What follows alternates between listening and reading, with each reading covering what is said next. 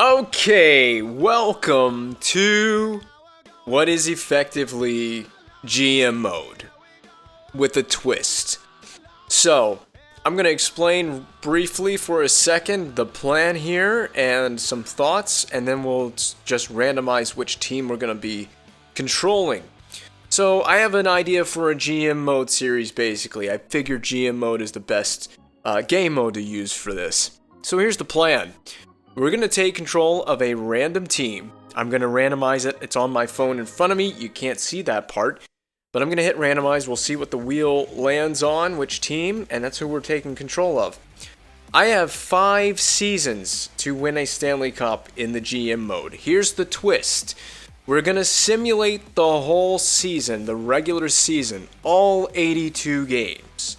It's going to take some time because the old gen games took forever, and I mean it feels like forever, to actually simulate through the season. So it's going to take me a while. You don't have to put up with that because videos will be edited.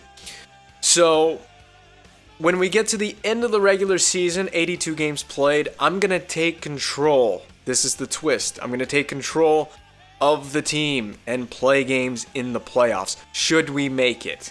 I have 5 seasons to win a Stanley Cup, or I'm out of the job. So, if I don't win a Stanley Cup by 5 seasons, the series is basically over. If we win a Stanley Cup in season 1, then we keep going and see how many we could win in 5 seasons.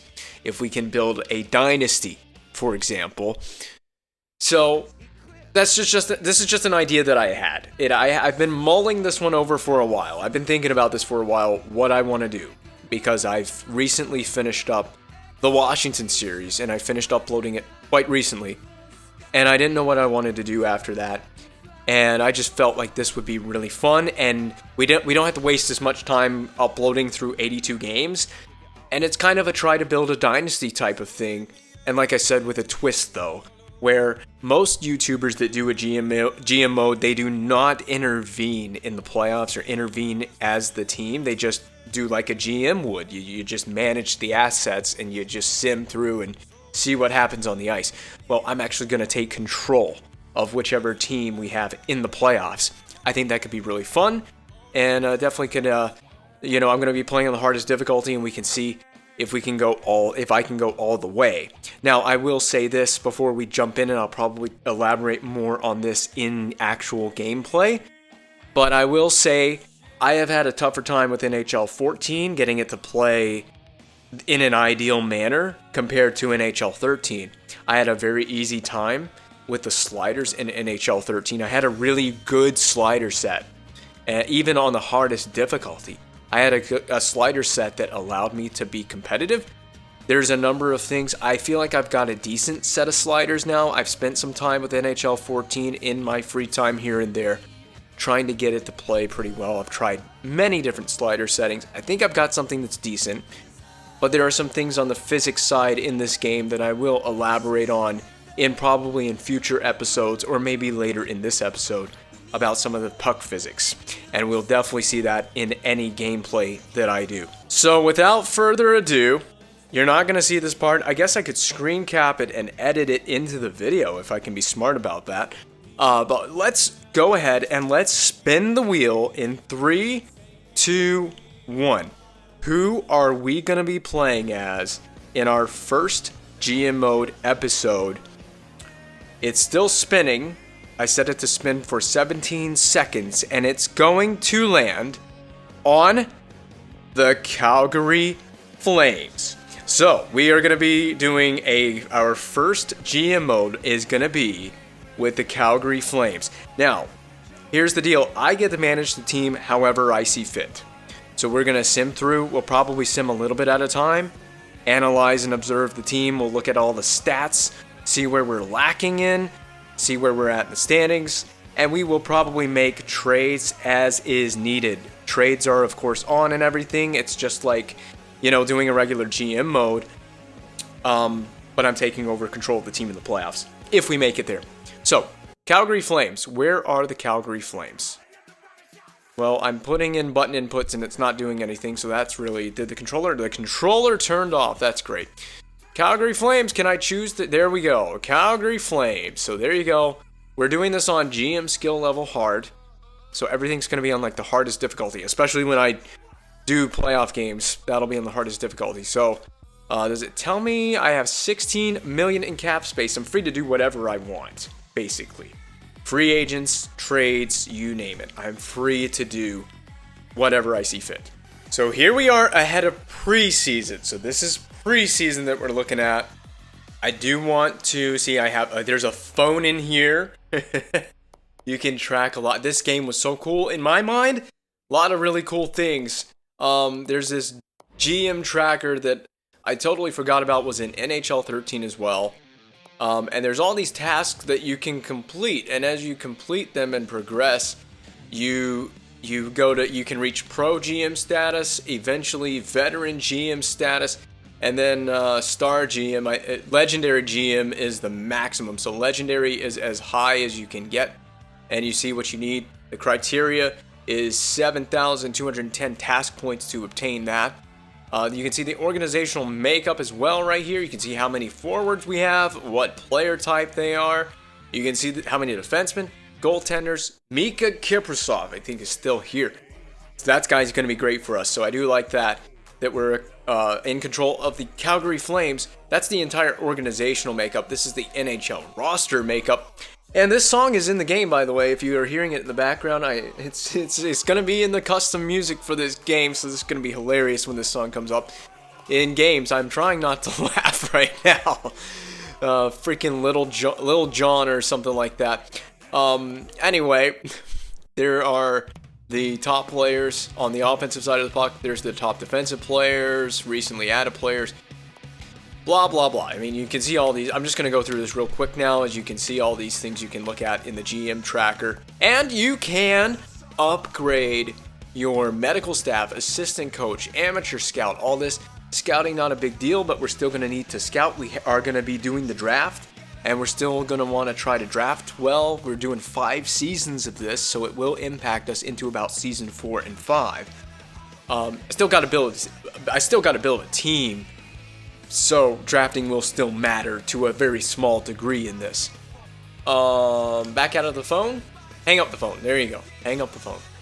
All right, so here's the team. Here's the team that we have in Calgary, and the contract situation. I'm just gonna be straight with you. This is not gonna be like a really, really serious GM mode. I mean, I'm gonna try to, do contracts seriously. I'm going to try to keep trades pretty strict and realistic. It's on the hardest difficulty, but if you don't know anything about NHL 14, trades were pretty easy to still make go through on the hardest difficulty, and you could, of course, cheese it by just loading in a ton of draft picks. It's been a long time since I have played a GM mode. I did a GM mode by myself in the summer several years ago with NHL 13 for fun, and I had a great time. I built a dynasty with the Montreal Canadiens almost 8 years ago now, 8-9 years ago. So it's been a long time since I last played in GM mode, but you can see the status of all the contracts and all the players on our team. I don't know if in this particular recording session, how in detail I want to go, but I do want to show everybody, at least at this point, an overview of what we're working with Calgary. This episode may be just basically an introduction to our team and to the GM mode. And so there you go, Mika Kiprasov. He's 36 and he's an 81. But I gotta say this, and it's the same case I feel like in the modern game too. Goaltending overall does not really matter as much. You can still get to the Stanley Cup final with an 81, 82, 83 overall goaltender, and they're honestly just as good as a goaltender that's in the 90 overall rating range. So Mika Kiprasov is actually pretty good in this game. Now, like I said, he's 36. We're going to probably want to look beyond Mika Kiprasov after Season 1 here in Calgary, so that is something that we're going to have to keep in mind. But, yeah, that'll knock $5.8 million off the books if his contract comes off at the end of the season. And then there's Joey McDonald, looks like the backup. We may want to go get a backup somewhere. We may want to get a backup. And there's our rookie skaters. Sam Reinhart, or Max Reinhart. Sam Reinhart. Max Reinhart. So, yeah, I don't know I don't know where to go from here. And of course, we can go with the free agency. We're right ahead of preseason, so we're starting this GM mode right at the beginning of season 1, what is effectively season 1. And would you look at who is a free agent? Do we do it? Do we do it? I know he left Calgary and went and played elsewhere, Boston, Pittsburgh. But do we bring him back and maybe finish the career for Iginla as a Calgary Flame? And then there's Vincent Lecavalier, shares first name with me, was part of that Stanley Cup final in 2004 that defeated the Calgary Flames in that one. There's some options to ponder here in the free agent list. Bozak could be an interesting one. Yeah, I'm just gonna scroll through and just kind of show some of the free agents and what we could go for. Jaromir Jagr is one of them, and just maybe I'll upload this, kind of let people maybe chime in, make a comment. Well, first of all, we have 16 million in cap space right now, but we do need to think about future contracts at the same time. So we don't need to just go signing a ridiculous contract, but now you're into the 78 overall range now, and the free agent pool has fallen off by this point, but I just figured I would scroll, and people can take a look at what free agents are available. Now, I will be honest, Lecavalier is very tempting, obviously the best free agent available right now. Oh, I didn't even think about this. Goaltenders are on a different screen, and ooh, that would be an interesting one. Breeze could be a good goaltender to put in tandem with Kiprasov. But I mean, I think we're going to have to go somewhere through a trade and get another goaltender to go with Kiprasov, because it's tough because you can ride Kiprasov like I did with Braden Holtby in the Washington series. You could probably ride him for about 70, 71, 72 games, something like that, and it would work. But anyway, we got things to ponder. How can we bolster our roster with 16 million in cap space? But again, we got to look at some of the players that may have expiring contracts before we make a free agency signing. I may go back into contracts real fast and just show you who is expiring and soon. Iginla would be nice for 1 year. All these guys want a 1-year deal, so I could probably just do a 1-year deal and throw my name into the hat and see if any of these free agents that we are seeking will sign with us. We also do need to look at areas of weakness on our roster. Do we have more of a weakness up front or on the defensive side of the puck? Okay, so I didn't really know if I wanted to go into any detail in the contract screen, but I think this is just going to end up being an introductory episode to this series, which is fine. And I think we'll just do our due diligence and pay attention to contracts and who's expiring. And Get Low has come back again to feast your ears on Get Low. But we... oh boy. Well, the immersion is broken for me. Mike Camilleri, that's a big one. He's 31 years old, but he's let me see. Is he one of the best rated players? He is. He is the best rated player on the team, and his deal is expiring. And depending on what kind of season he has, he may be in for a payday next season, which means that 6 million AAV is going to come up. I don't know what he would be demanded. You cannot do an extension in this game. You could not sign a contract extension in this game. It was not possible. So there are your top players. I'm not worried about overall rating right now. I just want to see who's expiring. Actually, Camilleri's under contract for this season. Yeah. So Camilleri's contract would end after season 1 in the GM mode, if that makes sense. So what we're about to play is season 1. Camilleri's contract will expire at the end of the season. So I want to see who is going to be an unrestricted free agent after this year. Lee Stempniak, okay. He can be on the team for this year, but, I think next year gone, depending on what kind of season he has. Staging, depends on what kind of year he has. Again, 81 overall at 29. You know, I think you can replace that player pretty easily if you just let him walk. Also depends, I mean, we may hit the trade deadline and we may not be in the playoffs, so we may have to consider moving some of these players on expiring contracts out at the deadline, depending on what happens, and depending on their season performance. I mean, everything is dependent upon how they perform in the simulation in the season. So staging is one to keep your eyes on for next season. May bring him back. If we can bring him back at a lower AAV, like I would say $2.5 million, yeah, that'd be better. Derek Smith, yeah, is 78 overall. He's just depth, and that's easily replaceable. Chris Butler, 80 overall, and just basically a depth defenseman. Again, you can replace that. Blair Jones, yeah. Michael Backlund, yeah. That's one that he's a young guy. He's 24 and a restricted free agent as well after the season ends. So we can tender that offer if we need to. I'm not worried about Backlund. He's making like basically league minimum. Then TJ Brody, same thing, making like just an entry level contract at 23 years of age, 80 overall. Offensive defenseman, Horak. I got to look at the defense because I don't know that the defense is particularly impressive on this Flames team outside of Giordano. Our first pairing may be pretty good. Glenn Cross, but he's locked up for 2 more seasons, so we're not going to have to worry about Curtis Glenn Cross. He's already 30 before the season even starts, so Glenn Cross may just play out those 2 seasons here. Then David Jones, 82 overall, right wing, sniper. Yuri Hudler, 83 overall. How long are some of the... Hudler's under contract for 3 full seasons here. Gio. Now, Gio's here long term for me. Yep.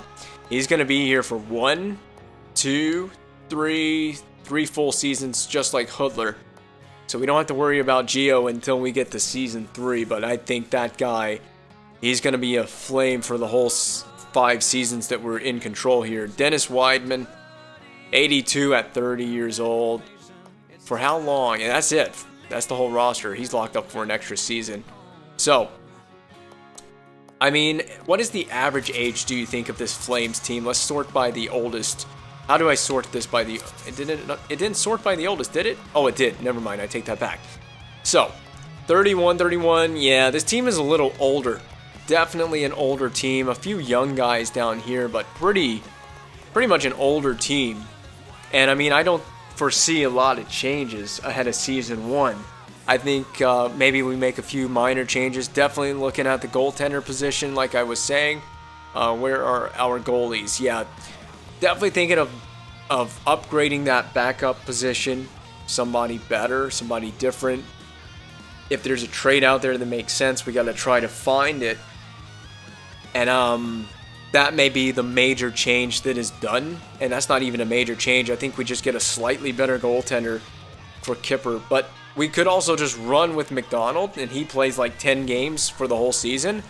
And we just kind of run Kiprasov into the ground and see where that gets us. Honestly, I'm not actually optimistic that we make the playoffs. I'm really not. Even if we do make it, I don't see us going all the way with me jumping in control. But, yeah, we have a bit of analyzing to do with this roster, with where it's at. And then I didn't even sort by overall rating. So you can see that we really do cap off very quickly. 87, 85, 84, and there begins your tail off, where you get guys in the low 80s and then into a lot of guys in the 70s. So not the most stacked roster in the game. I do want to see Chicago, because I think Chicago has one of the most stacked rosters in the whole game. Yeah, look at this. Look at this.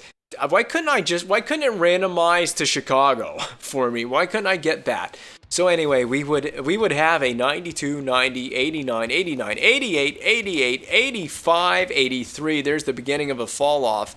And then they still got a decent Brandon Saad there, Letty, Pickle. This roster is finally a player in the 70 overall range. And that's just looking at overall ratings. That's a solid team right there. Chicago could be the favorite to win the Stanley Cup again. So I don't have a ton of dancing around the cap to do in Season 1, but I do think we need to try to find something that makes sense. I don't want to cheese a trade just to get one to go through. I want to try to keep it realistic. What would a team do in real life? I try to take that kind of approach when making trades with the computers, because it is super easy to fleece the computer in this game. And if you want to know how compensation works with restricted free agents, so this is when you offer a restricted free agent an offer sheet and they sign it. So we've seen some examples in the real world as of late of restricted free agents being offered an offer sheet and they sign it. If the value of the contract, which is on the left side of the screen there, if it falls between any of those numbers, the team that is signing the player to the offer sheet has to compensate the other team with whatever's on the right side. So for example, if you offer sheet another team's restricted free agent, so we're Calgary. Let's say that we send an offer sheet to the Detroit Red Wings, for example, and the value of the contract for their restricted free agent that we're giving them, that we are offering them, is a $3.364 million contract to $5.46 million contract. We would have to give up this year's first and third round picks. You also would have to have that compensation available to even give the offer sheet. And I might look into what restricted free agents are out there and if we can offer sheet somebody, because I would like to make this roster better for this season.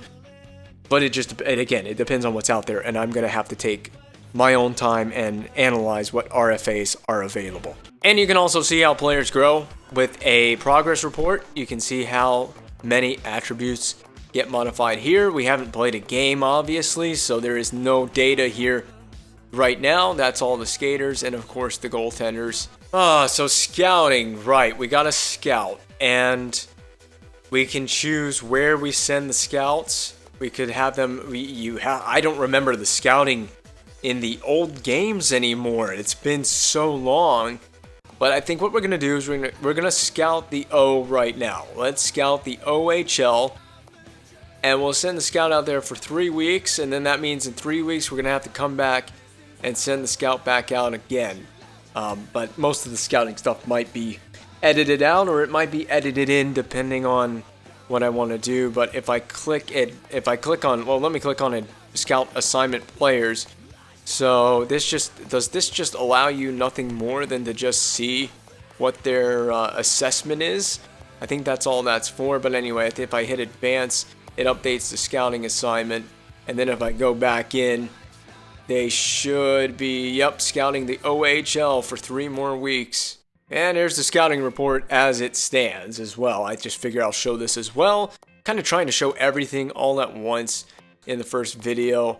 Where there's some familiar names as well on this list. They're not anymore now. I don't remember Dylan DiPerna. Pepin, Nick Ritchie, remember that guy, and Clark Bishop. There's some familiar names. There's one right there, Leon Draisaitl, projected to go in the second round here. And of course, there's some familiar names as well here. Sam Reinhart, available to be drafted, Bertanen, and Aaron Ekblad. There you go. He was the first overall pick in 2014, was he not?